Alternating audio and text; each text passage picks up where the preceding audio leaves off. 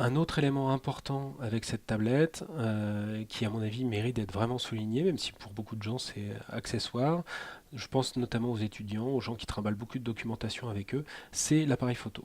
La webcam, enfin les webcams intégrées sont vraiment très très performantes. Alors, ça donne quoi? Ça donne quelque chose de suffisamment performant pour pouvoir faire ceci, qui est à mon avis un des usages les plus intéressants de ce type de tablette, euh, qui est une prise de photos de documents papier. Alors évidemment, on peut faire beaucoup de choses, on peut prendre des photos, etc. C'est pas toujours très simple de prendre des photos avec un appareil de cette taille-là parce qu'on a l'air un peu ridicule dehors, etc.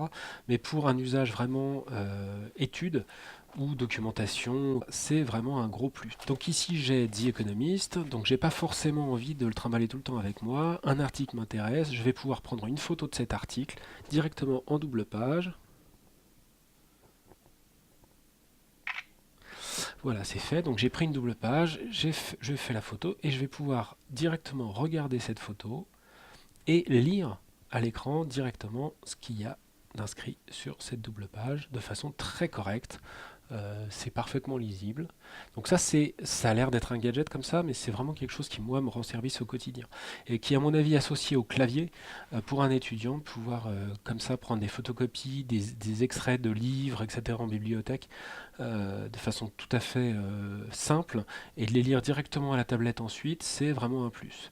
Alors évidemment ici, The Economist, c'est relativement léger. Imaginez un bouquin 10 fois plus épais et vous avez la possibilité d'en saisir que 3 ou 4 pages très rapidement comme ça prend vraiment 4 secondes de tourner les pages, prendre la photo et vous avez donc ce dont vous avez besoin directement à l'écran, lisible, parfaitement lisible et donc exploitable sans avoir besoin de trimballer avec vous 5 ou 6 bouquins différents.